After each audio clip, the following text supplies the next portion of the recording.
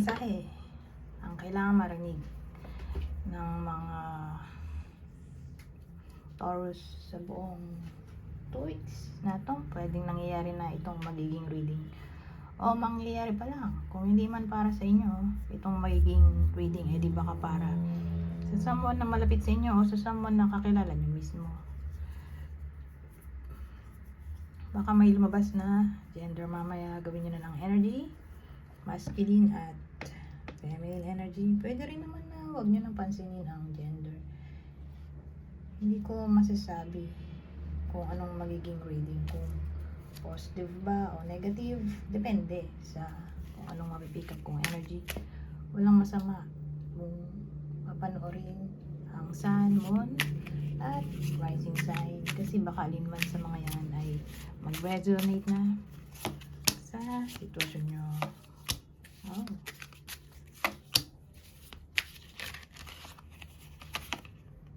Tama na rin natin yan. So, ang bida natin na ay lalaki. Pwede rin naman babae kung extrovert siya. So, pwedeng kayo mismo to, person nyo o kakilala nyo. Basta i-describe ko naman para may idea kayo kung kilala nyo ba tong tao o hindi. So, kunin nyo lang yung info o clue na sa tingin nyo ay fit sa sitwasyon nyo. So, i-describe ko na. So, yung tao dito ay probably may anak, kasal,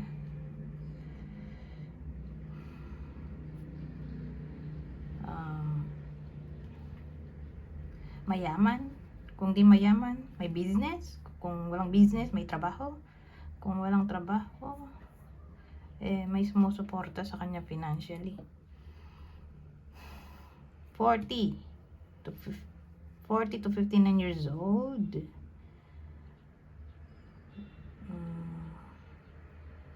Yung tao 40 to 59, ano pa ba? Wala na maisip.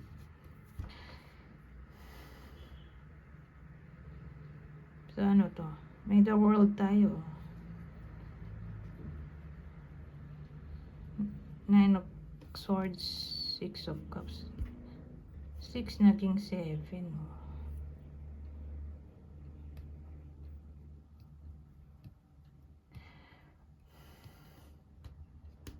Kasi nagwo-worry yung tao dito. Malamang nanggaling dito. Ano kaya tong the world?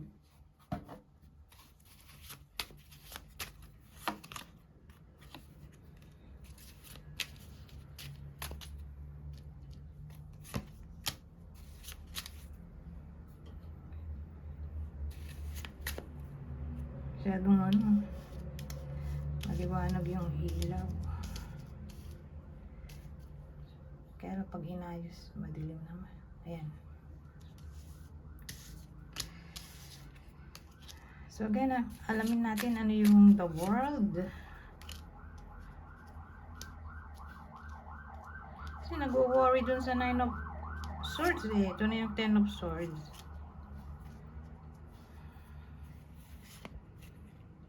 Aba, parehong ano. Parehong ace.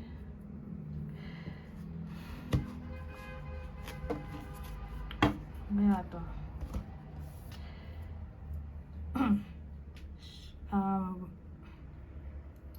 Probably tungkol to sa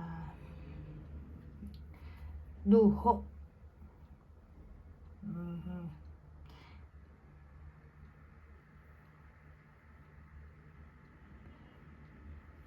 So, ano pang pwedeng senaryo dito? Bukod sa luho. Kasi ano eh, masaya. So, again, luho. Kaya lang ang nangyari, naubos ang pera. O nagalawang savings.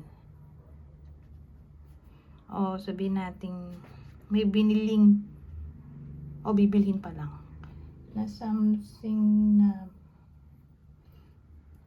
hindi naman priority, kaya lang ang mahal. So nagbukang ang luho, whether personal to na purchase o sa business kung meron man.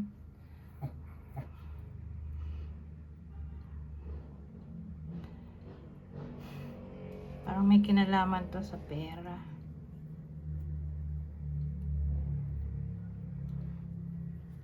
Kaya yun, nag-worry dito dahil siguro napalaki ang purchase o loan dun sa 9 of Swords, hindi na nakatulog o nagastos ang savings.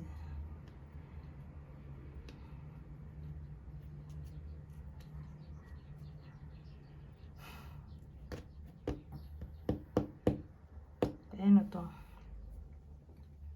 May 6 of Cups tayo.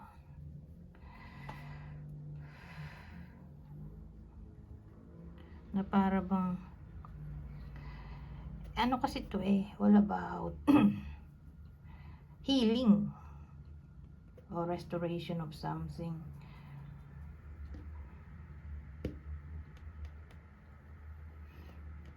Kaya lang ito kasi wishful thinking. So nasa process pa lang ng pag-manifest ang tungkol dito sa healing natin. Healing mula sa ginastos o financial issues.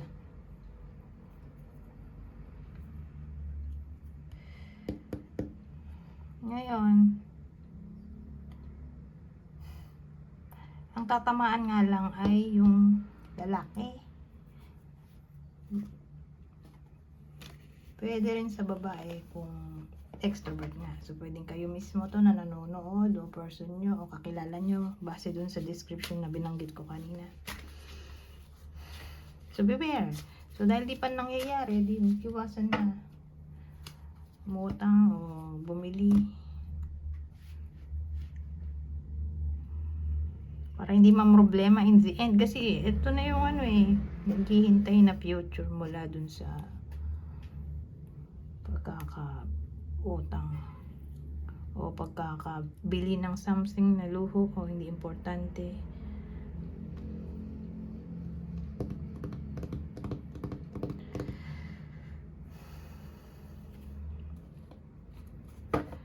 Ngayon, wala tayo bang detalye dito? So, wala namang ibang tao dito kundi Taurus lang, hindi naman to love reading.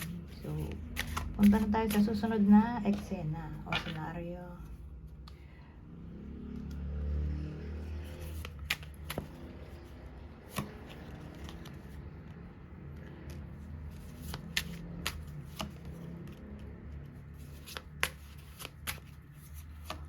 Dalawa yung tao natin, ay tatlo pala. Since komplikado, dahil puro tao, nagro-rhyme yun. May energy na lang silang lahat.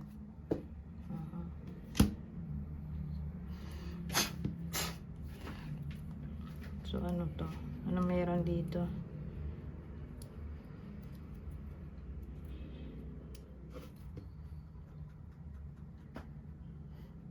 May someone na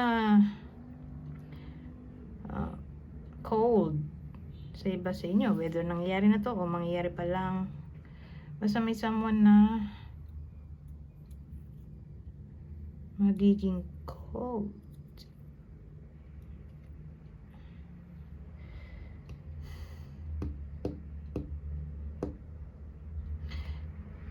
Kaya lang kung idadiretso ko na to,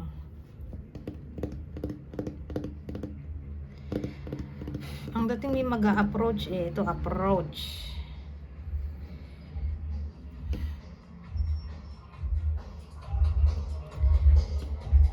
Ito mag-e-express ng feelings through communication. Kasi may expression ng feelings through action, di ba? O in a creative way. Ito, literal na tatawag, magme-message. Ang tanong, bakit? Bakit siya naging ganoon?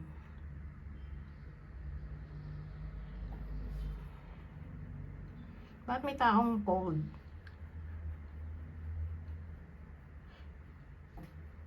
Kasi ang dating sa akin,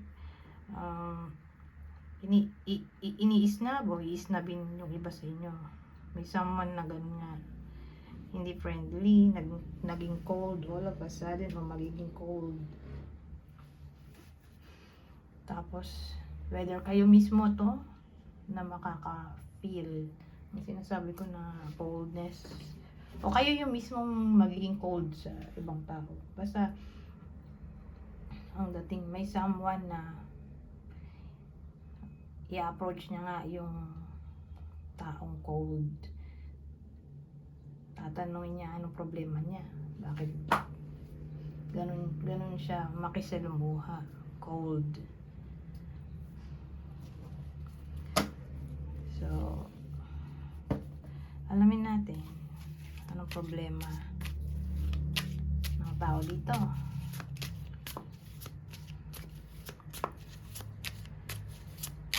Anong pinagdaraanan niya?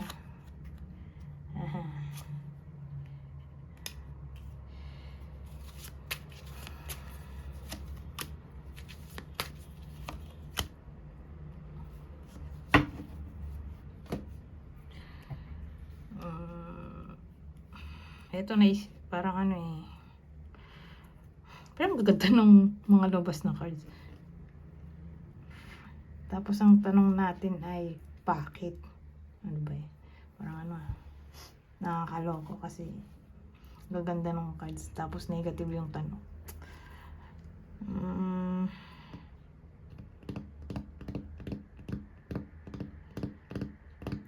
Tingin ko namomroblema siya sa lalaki. May lalaki sa buhay niya.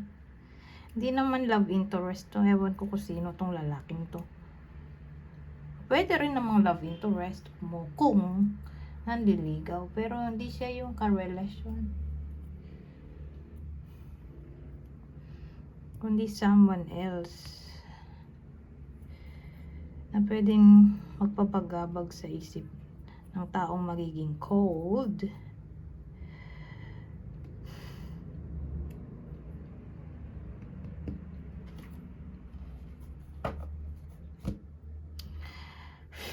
Sabihin natin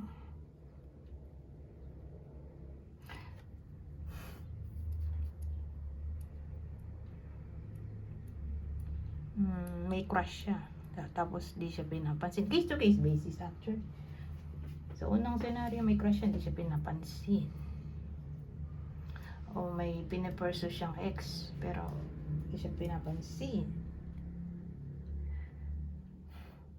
Pangalawang senaryo,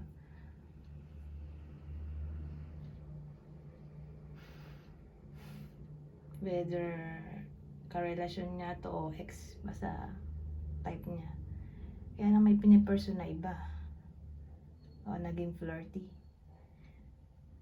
Pangalawang senaryo,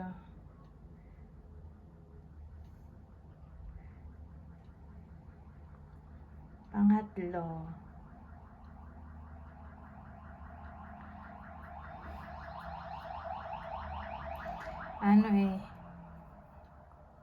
yung lalaki, kung dito ka pamilya, kung dito ka dugo, syempre sasama na yung family, di ba? Buong dugo.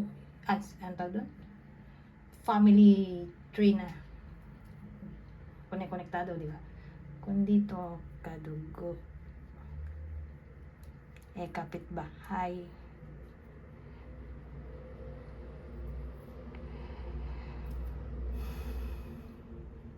Kaya anong meron dun sa kapitbahay? Ikaw kadugo.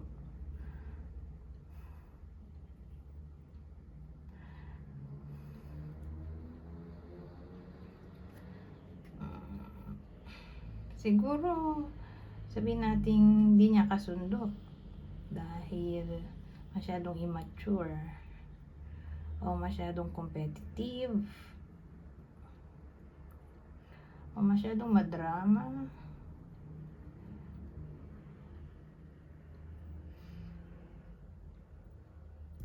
So, yun.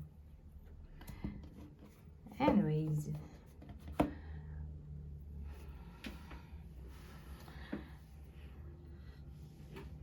Punta na tayo sa susunod na scenario.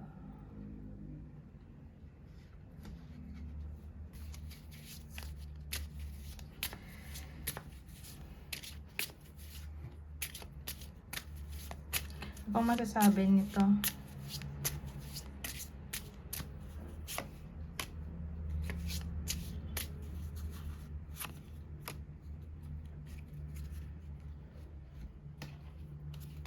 Ayusin ko lang sandali itong mga ginamit kong deck.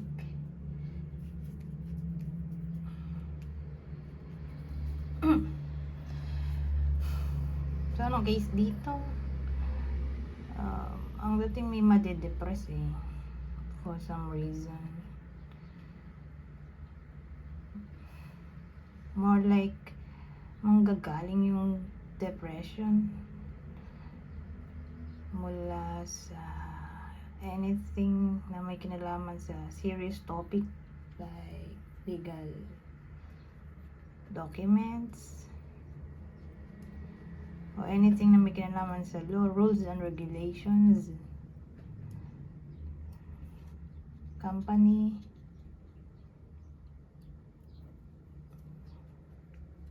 o yung mga business, may sariling business, sila yung mamamroblema dito for some reason. Baka nga yun na nga yun, legal documents.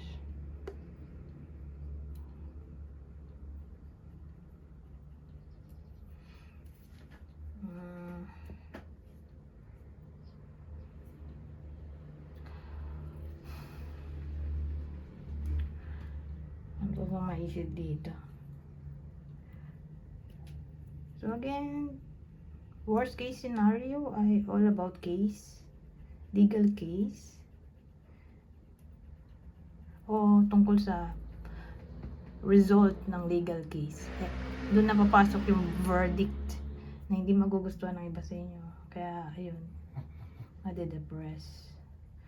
O sabihin natin may something na madidiscover ang iba sa inyo, pero for some reason hindi nila magugustuhan yung malalaman nila.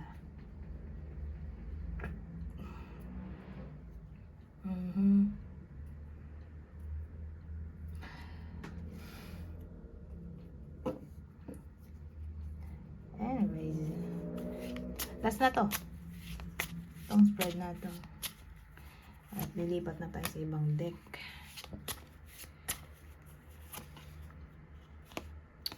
Ano ba yan? Ito kasing fear and stress eh, parang ito rin eh. Magkasunod nga sila, 30 to 33. Ganda nito, honor and success. Kaya lang, mga partner naman ito. Ito kasi ay overall stress. Kaya nga fear and stress. Anxiety. Somehow parang ito rin siya eh. Depression.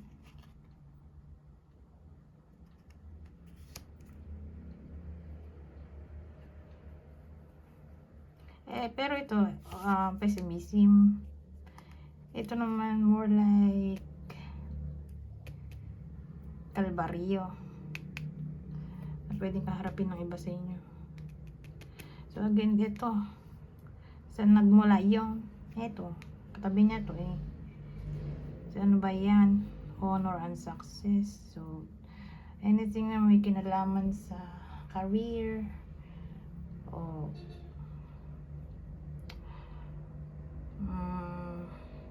pagkamit ng success,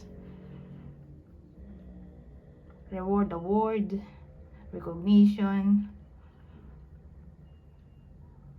anything na nagdi-deal sa celebration.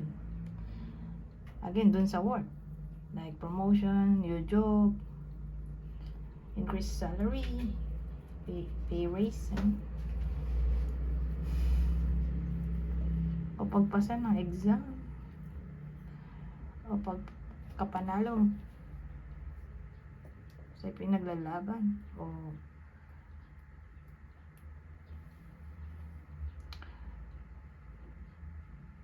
basta pagkapanalo in general.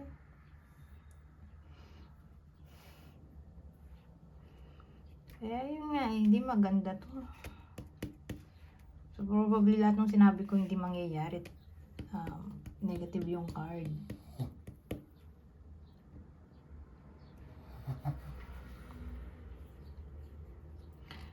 Kasi iba ring case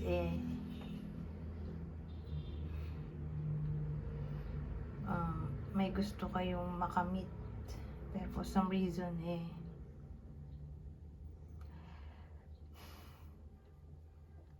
hindi nga nangyari, hindi nangyari yung expectation ng iba sa inyo sa ganitong case. Ayoko mag-end sa ganyang na reading. Kuha tayo ng iba bago tayo lumipat ng ibang deck. So ito, thoughts. So may someone na nag-iisip at ang iniisip niya ay all about dishonesty, betrayal, ano pa ba to, false person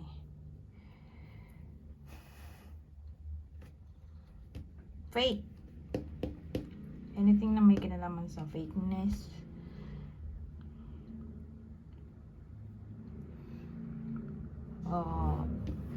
red flag.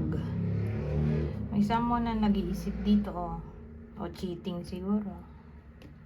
Papasok na yun dun. May nag-iisip na parang niloloko siya o ginagawan siya ng masama. May someone na nag-iisip ng ganoon.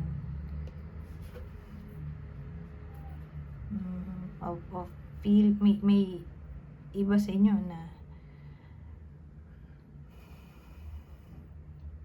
mapapaisip na lang all of a sudden na parang nililinlang, may taong lilinlang, hindi lubos sa kalain, nalilinlangin sila kasi nga parang pinagkatiwalaan nila tapos taksil pala. Pero pag ganitong case, more like babae yung tao na hindi mapagkakatiwalaan dito. Babae to pwede ring lalaki kung introvert.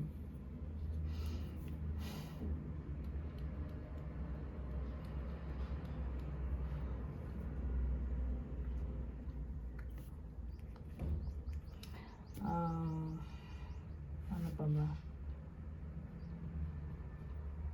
O sabihin natin may someone na napapaisip regarding parang nasasayang yung panahon, oras niya.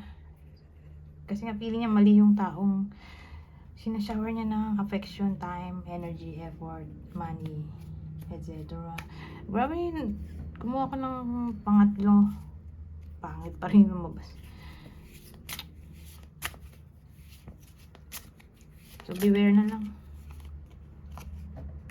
Last na talaga to. Kung negative pa rin di wala tayong ibang choice kundi mag-move on na sa susunod na deck. Ito maganda sa wakas. Ito siya more like reunion, meeting na kasi itong gathering, meeting, appointment, in schedule.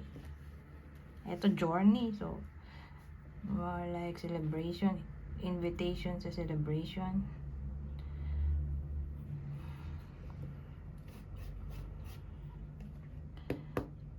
So again, reunion, birthday celebration, wedding, lahat na ng klase ng celebration. Na magta-travel, papunta dun sa gathering. Either kayo yung magpapa-celebrate o kayo yung i-invite para dun sa gathering. So, expect natin na magta-travel yung iba sa inyo para umattend ng gathering.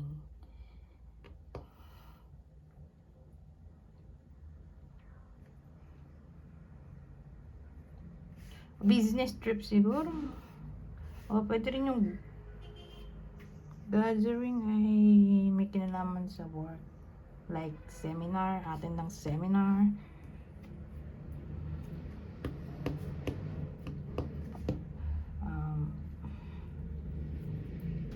Ano pa?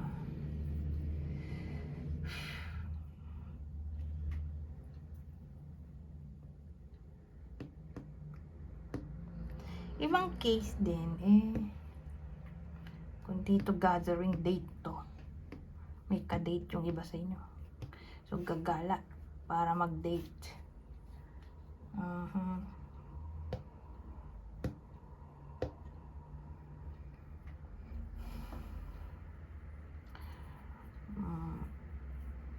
Eyeball siguro pwede rin, first time magkikita, eyeball o blind date.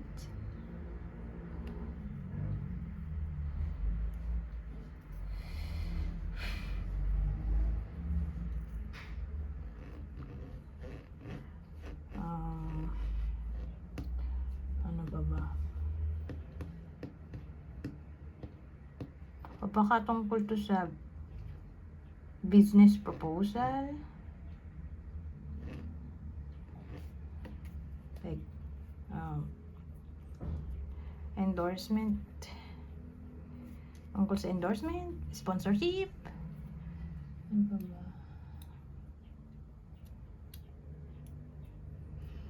O trabaho, pag-uusapan ng trabaho, nagkita parang pag-uusapan ng trabaho.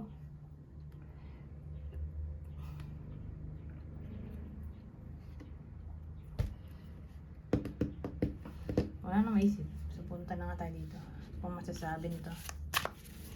Last deck na to, ayusin ko lang to. So kunin nyo lang yung info na sa tingin nyo ay fit sa inyo. Kukuha lang ako ng 3, babasahin ko na lang para mabilis. General advice na to para sa 2 linggo na to. So yung date na sinasabi ko, ito.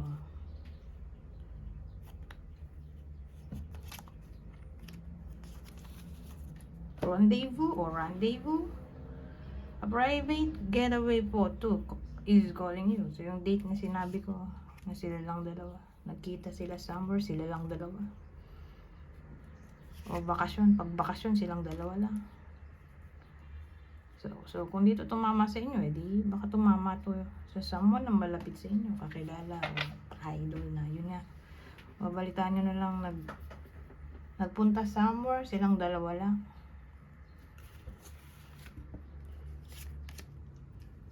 Nag-date. Open your heart. Love is the highest energy of all headed in. Oh, ito maganda. Manifesting the one. Very soon, your true love will arrive. So, para to sa mga single. O sa mga taong di na masaya sa relasyon. Na gusto na ng iba. So, case to case basis. Basta, ang dating dito, kung sino man yung sad sa relasyon o love life ay darating na daw ang dawan niya very soon. Anyways, hanggang dito na lang. Goodbye for now.